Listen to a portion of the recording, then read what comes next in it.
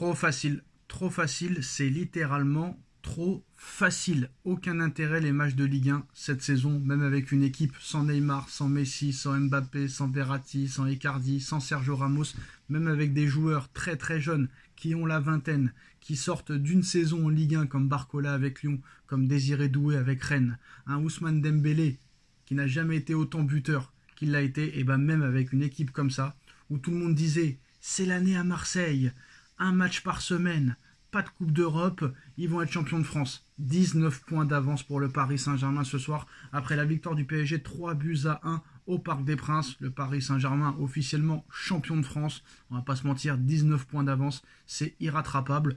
Maintenant il va falloir m'expliquer comment Marseille peut commencer le match sans Greenwood, alors que Greenwood, vous l'aimez ou vous l'aimez pas, c'est le meilleur joueur de cette équipe et vous le mettez sur le banc. Aucun intérêt.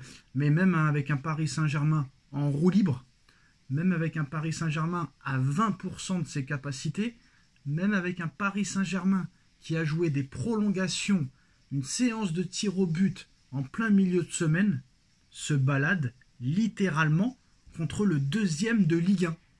Vous vous rendez compte un petit peu l'histoire. Alors peut-être qu'on va reparler de la Super League, je ne sais pas. Est-ce que ça va se faire dans les prochaines années? C'est possible, mais là frère, il y a tellement d'écart, c'est incroyable. T'as l'impression que même si le Paris Saint-Germain joue avec les U15 ou les U17, ce sera le même résultat. Ce soir, tu gagnes 3-1 en jouant vraiment petit bras. Voilà, en roue libre. Très clairement au petit trot. T'as joué au petit trot ce soir. Personne n'était à fond. Ousmane Dembélé qui marque son 30e but de la saison. Son 30e but de la saison. Son 22e but en 2025. Nous sommes qu'à la mi-mars. Vous vous rendez compte? Dembouz, 22 buts sur l'année civile 2025. 30 buts cette saison. Très clairement, je pense que ça peut être l'année de Dembouz pour le Ballon d'Or. Là, très clairement, c'est très très très fort. Là, en plus, on pense que Rafinha a perdu des points ce soir, mais on en reparlera plus tard. Là, franchement, le PSG qui compte 19 points d'avance sur Marseille, c'est littéralement incroyable. Franchement, incroyable. Bon, je m'attendais quand même à un Paris Saint-Germain un peu meilleur, parce que Enrique a dit en conférence de presse qu'on allait voir un PSG à haut niveau, mais voilà. Très clairement, il n'y avait pas besoin ce soir de se donner à 1000% pour battre cette équipe de Marseille qui est très faible. Et là, je pense que Marseille, je crois qu'ils restent sur 3 défaites lors de leurs 5 derniers matchs. 3 défaites sur 5 matchs. Ils ont de la chance que Nice et que Lille n'ont pas gagné, parce que là, on voit Strasbourg revenir, on voit Lyon revenir, on voit Monaco revenir, et c'est pas sûr que Marseille joue en Ligue des Champions l'année prochaine. Et je vais pas vous mentir, hein, que Marseille joue en Ligue des Champions l'année prochaine, mais pourquoi faire? Pour y faire quoi? Ils seront dans le chapeau 4, ils vont rencontrer que du lourd, et ça m'étonnerait que Marseille l'année prochaine fasse comme Lille cette saison. Lille qui a battu quand même le Real Madrid et l'Atlético Madrid, et qui perd contre Nantes à 10 contre 11. Va comprendre. Mais voilà, moi ce qui m'intéresse surtout, c'est surtout la dynamique très positive du Paris Saint-Germain depuis plus de 3 mois maintenant. Là, il y a la trêve internationale qui va faire du bien. Toujours pas de blessés, ça c'est une chose primordiale, c'est très important avant ce match contre Aston Villa. Un Paris Saint-Germain invaincu en Ligue 1, alors que même l'époque des Zlatan, Cavani, Di Maria n'avait pas réussi, Neymar, Mbappé, Messi n'avaient pas réussi, aucune équipe du Paris Saint-Germain n'avait réussi à être invaincue à ce stade de la saison. Et là c'est incroyable, on revoit les buts, hein. L'ouverture du score d'Ousmane Dembélé, un but plein de sang-froid, un but de numéro 9. Le deuxième but, une passe de Kvaratskhelia pour Nuno Mendes. Alors le gardien, je ne sais pas ce qu'il a fait sur cette action, le gardien marseillais. Tu te demandes si c'est pas plus un but contre son camp.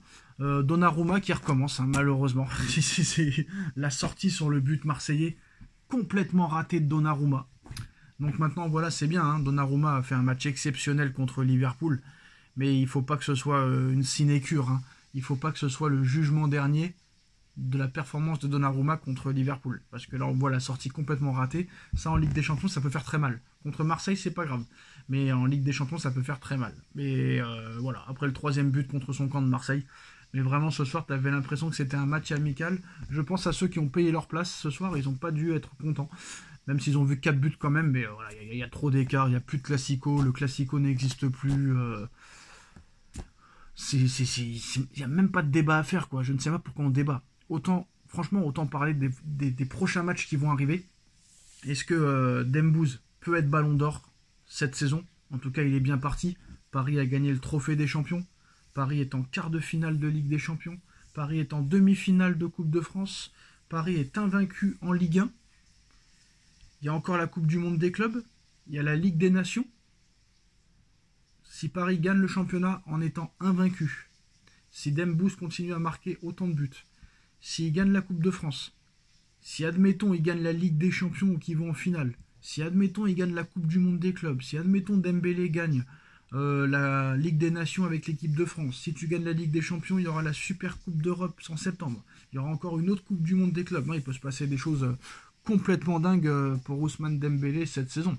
Et surtout, ce qui est impressionnant avec Dembouz, c'est que sur ces 30 buts, il y a seulement un seul penalty. C'est quand même exceptionnel. Ce qu'a réussi à faire Luis Enrique avec Dembouz, c'est exceptionnel. Et franchement, là, je pense qu'on est sur une dynamique où on ne peut pas s'arrêter. Ce qui est bien en plus de ça, c'est que Enrique est très pragmatique, Enrique est très prudent, très concentré. On a vu un petit peu, on va dire, la communication avant ce match en parlant d'Aston Villa. Il n'a même pas parlé de Marseille, tellement que c'était évident que tu allais gagner. Mais Marseille n'a pas fait ce qu'il faut pour jouer un classico ce soir. Marseille a été complètement inoffensif. Mais maintenant, c'est Aston Villa le plus important. Même si Enrique va vous dire que c'est le match contre Nantes avant Aston Villa qui est le plus important. Mais il a raison. Mais le match contre Aston Villa, il ne faut pas le prendre à la légère. Il ne faut pas faire la même erreur qu'on a fait l'année dernière contre le Borussia Dortmund, où on a dit ça y est, on est déjà en finale contre le Real Madrid. Non, non. Là, il va falloir vraiment être très pragmatique. Il y a beaucoup d'anciens Parisiens. L'ancien coach est parisien, Lucas Digne, Asensio, il y a Boubacar Kamara, l'ancien Marseillais. Donc, il faut faire vraiment très attention. Voilà. Maintenant, moi, ce qui me fait peur, c'est la trêve internationale, les blessures, les déplacements. Donc, on va croiser les doigts. C'est la dernière trêve internationale avant la fin de la saison. Donc, on va croiser les doigts pendant cette quinzaine qu'il n'y ait aucun blessé.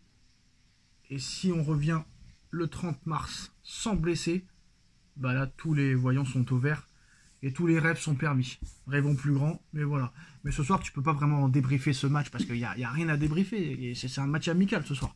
Honnêtement, c'est un match amical. On va pas parler des insultes des supporters parisiens envers Rabiot. Ça n'a ni queue ni tête. On est plus évolué que ça. Mais voilà, ce soir, une victoire nette et sans bavure. Un Paris Saint-Germain qui surclasse la Ligue 1. Un Paris Saint-Germain qui joue bien. Un Paris Saint-Germain qui continue à mettre ses 3 buts de moyenne. Donc ça, c'est aussi impressionnant. Donc maintenant, il y a une dernière partie de saison. C'est là où ça va tout se jouer. Le mois d'avril, le mois de mai. Et surtout ce 8 avril, PSG Aston Villa. Où il faudra faire la différence très vite. Mais voilà, Dembélé, 30 buts. Un Paris Saint-Germain au top. Un Paris Saint-Germain invaincu. Un Paris Saint-Germain qui est encore en lice dans toutes les compétitions. Et voilà. Très clairement, tous les voyants sont au vert. Dites-moi en commentaire ce que vous en pensez et à très vite. Tchuss.